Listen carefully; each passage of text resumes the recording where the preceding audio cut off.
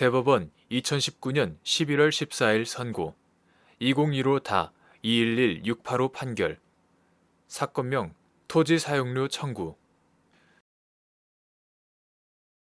판시사항 토지 소유자의 독점적, 배타적, 사용, 수익권 행사 제한의 법리가 토지가 건물의 부지 등 지상 건물의 소유자들만을 위한 용도로 제공된 경우에도 적용되는지 여부, 소극 및 토지 소유자가 그 소유 토지를 건물의 부지로 제공하여 지상 건물 소유자들이 이를 무상으로 사용하도록 허락한 경우 특정 승계인의 그 토지에 대한 소유권 행사가 제한되는지 여부, 원칙적 소극 판결 요지 토지 소유자가 그 소유 토지를 도로, 수도시설의 매설 부지 등 일반 공중을 위한 용도로 제공한 경우 소유자가 토지를 공공의 사용에 제공한 경위 등 여러 사정을 종합적으로 고찰하고 토지 소유자의 소유권 보장과 공공의 이익 사이에 비교 형량을 한 결과 토지 소유자가 그 소유 토지에 대한 독점적, 배타적, 사용, 수익권을 포기한 것으로 볼 수 있다면 토지 소유자는 그 토지 부분에 대하여 독점적이고 배타적인 사용, 수익권을 행사할 수 없다.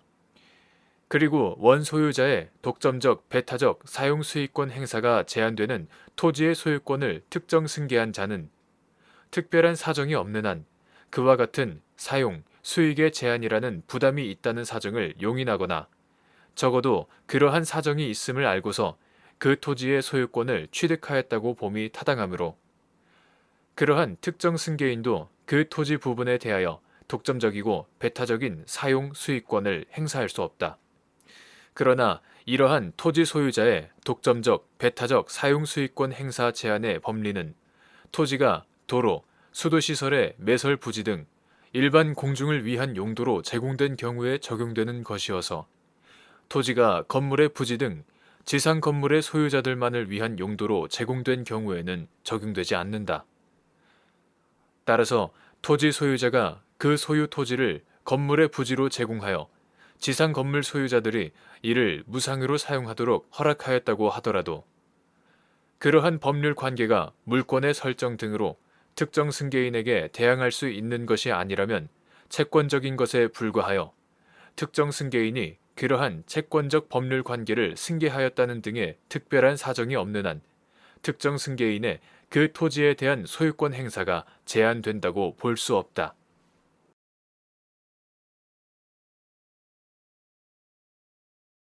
대법원 2019년 11월 14일 선고 2016-227-694 판결 사건명 건물 인도 등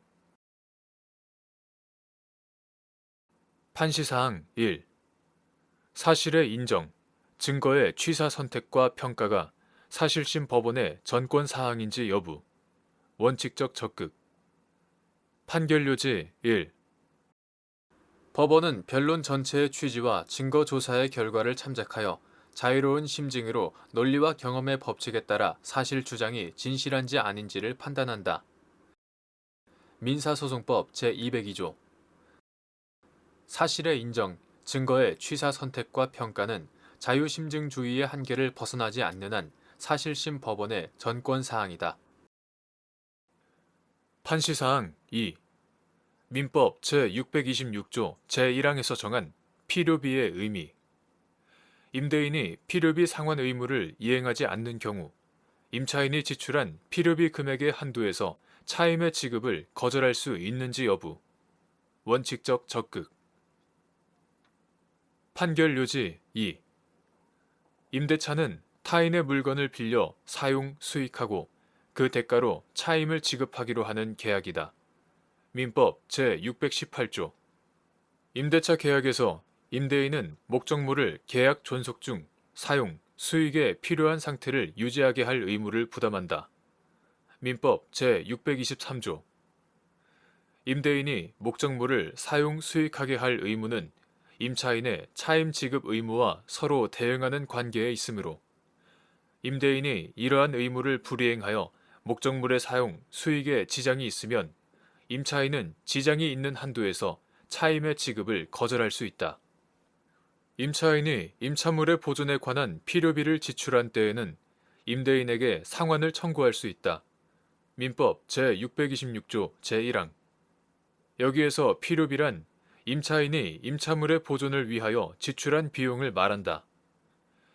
임대차 계약에서 임대인은 목적물을 계약 존속 중 사용, 수익에 필요한 상태를 유지하게 할 의무를 부담하고 이러한 의무와 관련한 임차물의 보존을 위한 비용도 임대인이 부담해야 하므로 임차인이 필요비를 지출하면 임대인은 이를 상환할 의무가 있다. 임대인의 필요비 상환 의무는 특별한 사정이 없는 한 임차인의 차임 지급 의무와 서로 대응하는 관계에 있으므로 임차인은 지출한 필요비 금액의 한도에서 차임의 지급을 거절할 수 있다.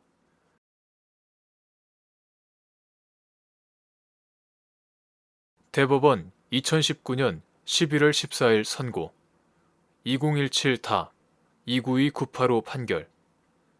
사건명 매매 대금 반환. 판시사항 1. 주목적 사업을 시행하는 사업자와 계약 등을 통하여 부대시설 등을 설치하거나 운영하는 다른 사업자가 농지의 타용도 일시 사용 허가 또는 그 변경 허가를 받을 수 있는지 여부. 적극. 판결 요지 1. 농지법 제36조에서 정하는 농지의 타용도 일시 사용 허가는 농지로 복구할 것을 전제로 농지를 농업 경영 외에 타용도로 일시적으로 활용하는 것을 허용함으로써 농지 전용 절차를 거쳐야 하는 불편함을 해소하는 데 입법 취지가 있다. 그리고 농지법 제36조 제1항 제2호는 일시사용 허가의 대상자를 주목적 사업을 시행하는 사업자로 한정하고 있지 않고 하위 법령에서 정한 농지의 타용도 일시사용 허가 신청서 양식, 첨부 서류와 심사 기준도 허가 대상자가 주목적 사업을 시행하는 사업자일 것을 요구하고 있지 않다. 또한 주목적 사업을 시행하는 사업자가 주목적 사업을 위한 부대시설 등을 다른 사업자로 하여금 설치, 운영하게 할 필요성이 있다. 이러한 사정을 종합하면 주목적 사업을 시행하는 사업자와 계약 등을 통하여 부대시설 등을 설치하거나 운영하는 다른 사업자 또한 농지의 타용도 일시사용 허가 또는 그 변경 허가를 받을 수 있다고 보아야 한다. 판시사항 2. 건축물을 건축하기 위한 개발 행위 허가, 토지 형질 변경을 받은 자가 건축물에 대한 소유권이나 그 밖의 권리를 양도하는 경우 양수인이 개발 행위 허가, 토지 형질 변경의 수허가자 지위를 승계하기 위하여 개발 행위 변경 허가를 받을 수 있는지 여부. 적극. 판결 요지 2. 국토의 계획 및 이용에 관한 법률 이하 국토계획법이라 한다. 제56조 제1항 제2호는 토지의 형질 변경을 하려는 자는 특별시장, 광역시장, 특별자치시장, 특별자치도지사, 시장 또는 군수의 허가 이하 개발행위 허가를 받아야 한다고 정하고 있고 같은 조 제2항은 개발행위 허가를 받은 사항을 변경하는 경우에는 제1항을 준용한다. 다만 대통령령으로 정하는 경미한 사항을 변경하는 경우에는 그러하지 아니하다고 정하고 있다. 개발행위 허가의 명의는 국토의 계획 및 이용에 관한 법률 시행령 제52조 제1항 각 호에서 정하고 있는 개발행위 허가의 경미한 변경 사항에 해당하지 않는다.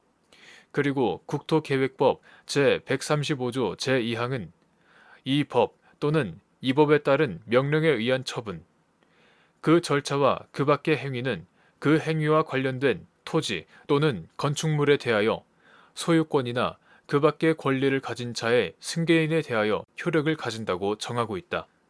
위와 같은 국토계획 법령의 규정을 종합하면 건축물을 건축하기 위한 개발 행위 허가, 토지 형질 변경을 받은 자가 건축물에 대한 소유권이나 그 밖의 권리를 양도하면 양수인은 개발 행위 허가, 토지 형질 변경의 수허가자 지위를 승계하기 위하여 허가 명의를 변경하는 개발 행위 변경 허가를 받을 수 있다고 보아야 한다. 판시사항 3.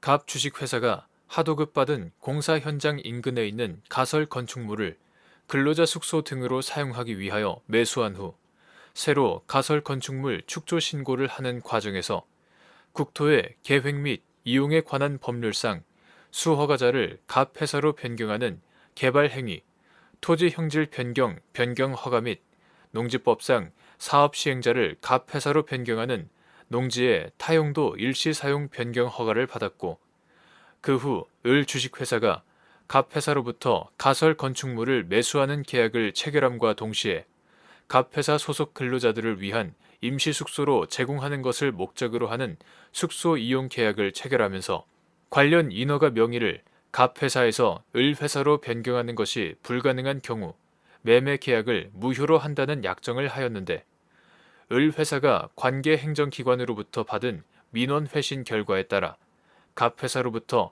관련 인허가 명의를 이전받는 것이 불가능하다고 주장하며 갑 회사를 상대로 매매 대금의 반환을 구한 사안에서 을 회사는 농지의 타용도 일시 사용 허가 및 개발 행위 허가의 변경 허가를 받은 다음 가설 건축물 축조 신고를 다시 하는 방법으로 가설 건축물을 적법하게 사용할 수 있다고 본 원심 판단을 수긍한 사례.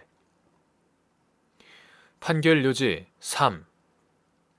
갑 주식회사가 하도급 받은 공사 현장 인근에 있는 가설 건축물을 근로자 숙소 등으로 사용하기 위하여 매수한 후 새로 가설 건축물 축조 신고를 하는 과정에서 국토의 계획 및 이용에 관한 법률, 이하 국토계획법상 수허가자를 갑 회사로 변경하는 개발 행위, 토지 형질 변경 허가 및 농지법상 사업 시행자를 갑 회사로 변경하는 농지의 타용도 일시 사용 변경 허가를 받았고, 그 후 을 주식회사가 갑 회사로부터 가설 건축물을 매수하는 계약을 체결함과 동시에 갑 회사 소속 근로자들을 위한 임시 숙소로 제공하는 것을 목적으로 하는 숙소 이용 계약을 체결하면서 관련 인허가 명의를 갑 회사에서 을 회사로 변경하는 것이 불가능한 경우 매매 계약을 무효로 한다는 약정을 하였는데, 을 회사가 관계 행정기관으로부터 받은 민원 회신 결과에 따라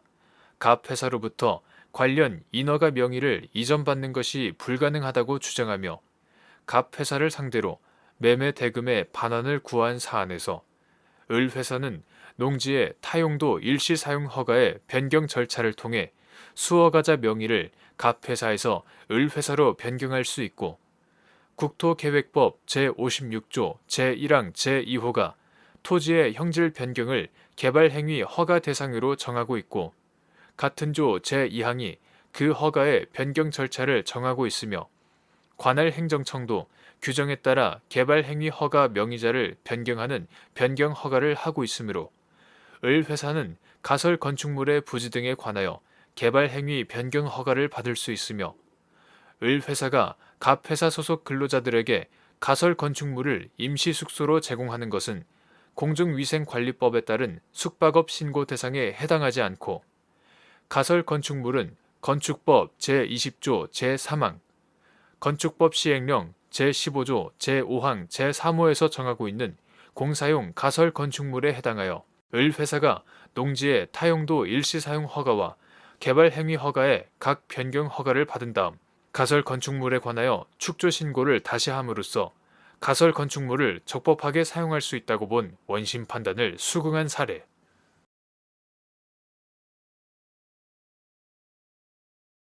대법원 2019년 11월 14일 선고 2018-200709 판결. 사건명 임금 및 퇴직금 청구. 판시사항 1.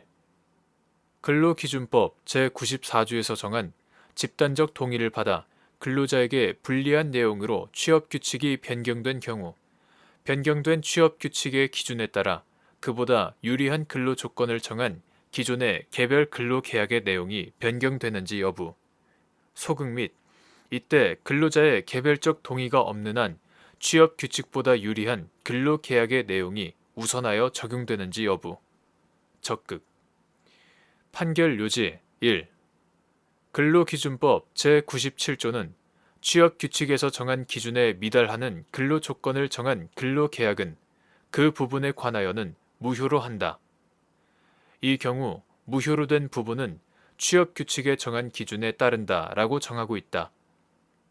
위 규정은 근로계약에서 정한 근로 조건이 취업 규칙에서 정한 기준에 미달하는 경우 취업 규칙의 최저 기준으로서의 강행적, 보충적 효력을 부여하여 근로계약 중 취업 규칙에 미달하는 부분을 무효로 하고 이 부분을 취업 규칙에서 정한 기준에 따르게 함으로써 개별적 노사 간의 합의라는 형식을 빌려 근로자로 하여금 취업 규칙이 정한 기준에 미달하는 근로 조건을 감수하도록 하는 것을 막아 종속적 지위에 있는 근로자를 보호하기 위한 규정이다.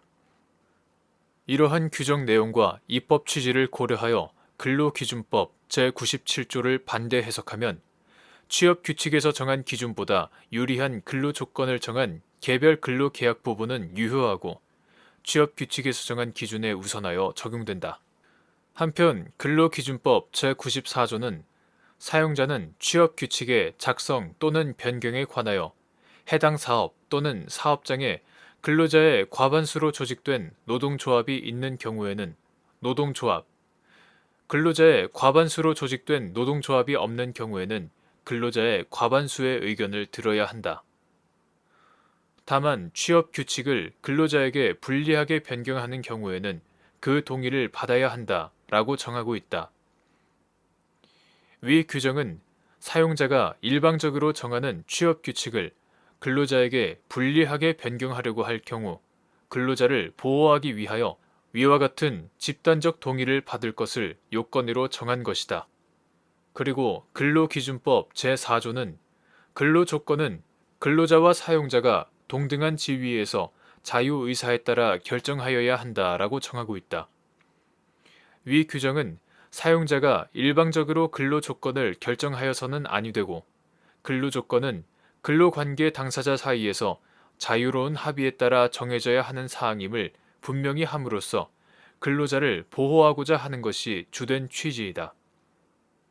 이러한 각 규정 내용과 그 취지를 고려하면 근로기준법 제94조가 정하는 집단적 동의는 취업 규칙의 유효한 변경을 위한 요건에 불과하므로 취업 규칙이 집단적 동의를 받아 근로자에게 불리하게 변경된 경우에도 근로기준법 제4조가 정하는 근로조건 자유결정의 원칙은 여전히 지켜져야 한다.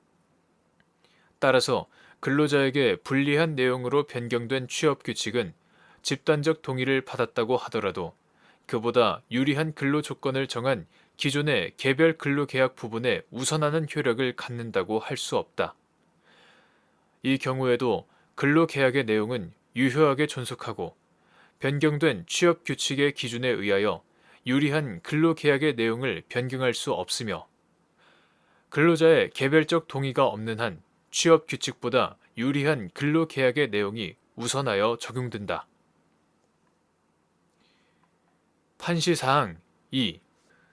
근로자인 갑과 사용자인 을 주식회사가 기본 연봉을 정한 연봉계약으로 근로계약을 체결한 후 을 회사가 소속 근로자의 과반수로 조직된 노동조합의 동의를 받아 취업규칙인 임금피크제 운용세칙을 제정 공고하였는데 위 취업규칙은 연봉계약이 정하는 기본 연봉에 복리후생비를 더한 총연봉을 임금피크 기준 연봉으로 정하고 정년이 2년 미만 남아있는 근로자에게는 임금피크 기준 연봉의 60%, 정년이 1년 미만 남아있는 근로자에게는 임금피크 기준 연봉의 40%를 지급하도록 규정하였고 이에 대해 갑이 임금피크제의 적용에 동의하지 아니한다는 의사를 표시하였으나 을 회사가 갑에게 취업규칙에 따라 삭감된 임금을 지급한 사안에서 취업규칙에 대하여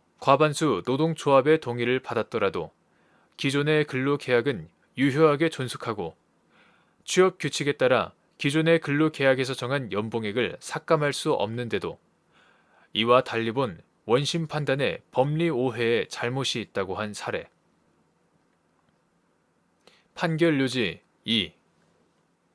근로자인 갑과 사용자인 을 주식회사가 기본 연봉을 정한 연봉 계약으로 근로 계약을 체결한 후 을 회사가 소속 근로자의 과반수로 조직된 노동조합의 동의를 받아 취업 규칙인 임금 피크제 운용 세칙을 제정 공고하였는데, 위 취업 규칙은 연봉 계약이 정하는 기본 연봉에 복리 후생비를 더한 총 연봉을 임금 피크 기준 연봉으로 정하고, 정년이 2년 미만 남아있는 근로자에게는 임금 피크 기준 연봉의 60%, 정년이 1년 미만 남아있는 근로자에게는 임금 피크 기준 연봉의 40%를 지급하도록 규정하였고, 이에 대해 갑이 임금 피크제의 적용에 동의하지 아니한다는 의사를 표시하였으나, 을 회사가 갑에게 취업 규칙에 따라 삭감된 임금을 지급한 사안에서 위 취업 규칙은 임금 피크제의 적용 대상자가 된 근로자인 갑에 대하여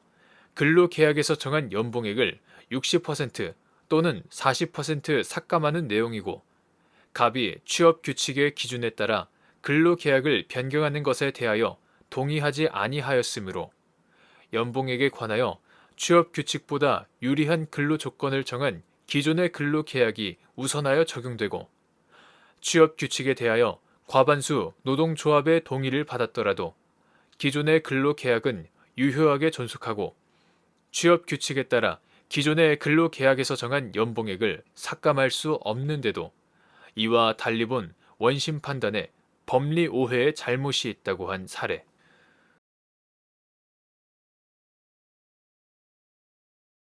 5. 대법원 2019년 11월 14일 선고 2018-233686 판결. 사건명 손해배상 기. 판시사항.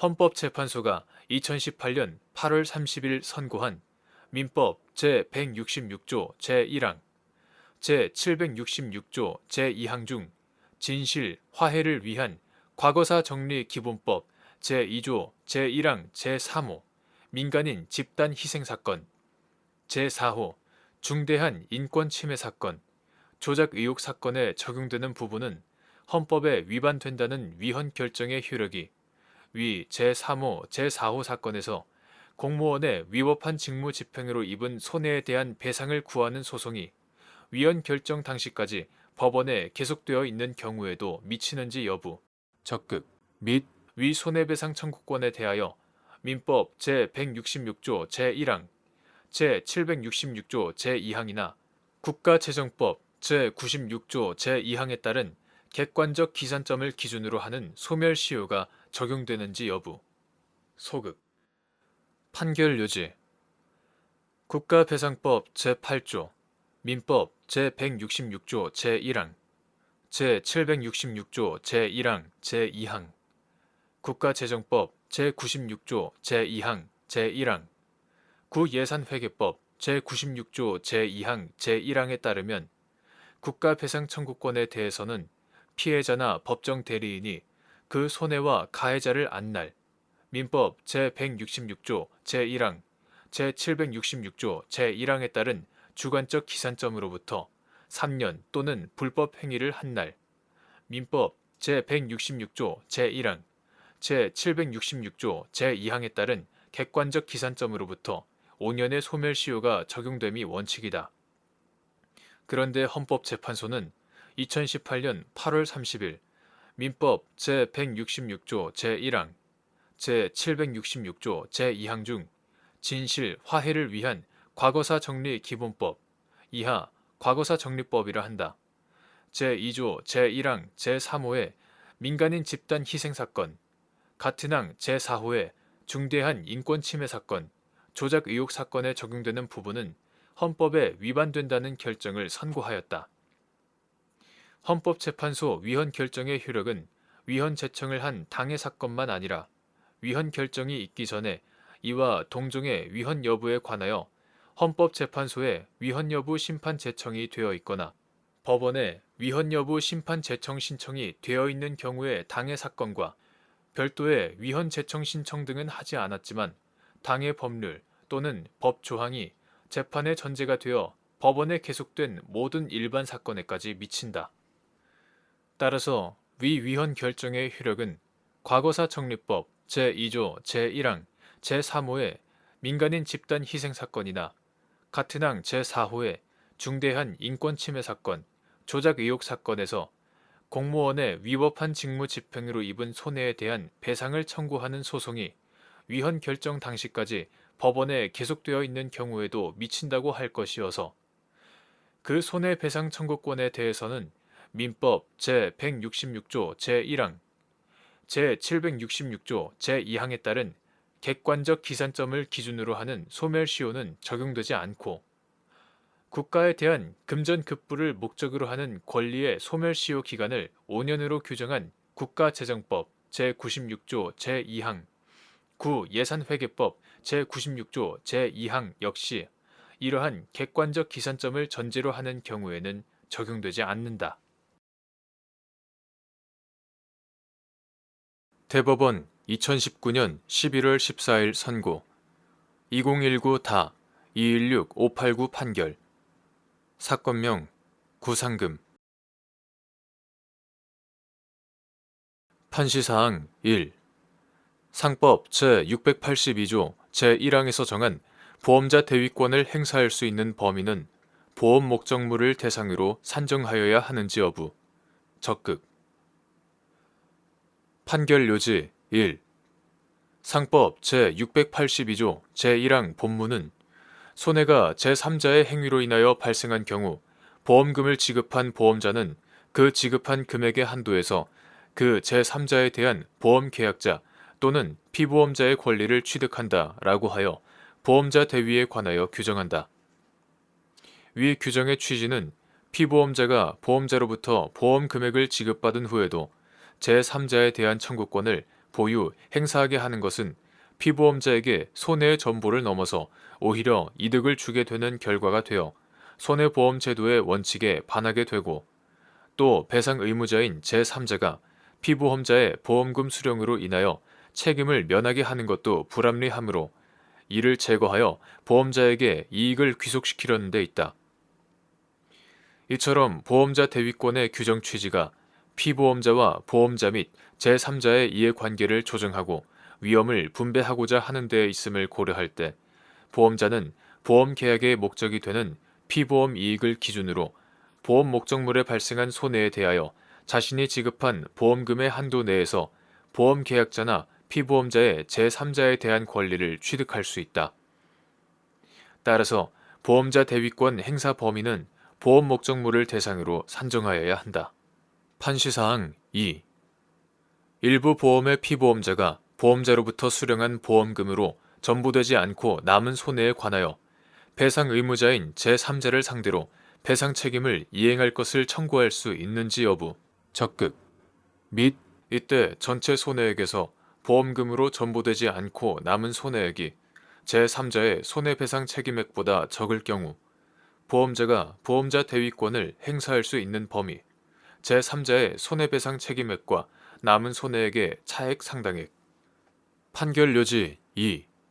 상법 제682조 제1항 단서는 보험자가 보상할 보험금의 일부를 지급한 경우에는 피보험자의 권리를 침해하지 아니하는 범위에서 그 권리를 행사할 수 있다라고 하여 피보험자가 보험자로부터 수령한 보험금으로 전부되지 않고 남은 손해에 관하여 우선적으로 제3자에게 배상 청구할 수 있도록 한다. 이는 일부 보험에서 보험자가 보험금 전액을 피보험자에게 지급한 경우에도 마찬가지이다. 따라서 일부 보험의 피보험자는 보험자로부터 수령한 보험금으로 전부되지 않고 남은 손해에 관하여 제3자를 상대로 그의 배상 책임을 이행할 것을 청구할 수 있다. 다만 과실상계 등에 의하여 제한된 범위 내의 책임이다. 이하 같다. 즉 전체 손해액에서 보험금으로 전부되지 않고 남은 손해액이 제3자의 손해배상 책임액보다 많을 경우에는 제3자에 대하여 그의 손해배상 책임액 전부를 이행할 것을 청구할 수 있고 위 남은 손해액이 제3자의 손해배상 책임액보다 적을 경우에는 그 남은 손해액의 배상을 청구할 수 있다. 후자의 경우에 보험자가 제3자의 손해배상 책임액과 위 남은 손해액의 차액 상당액을 보험자 대위에 의하여 제3자에게 청구할 수 있다. 판시사항 3.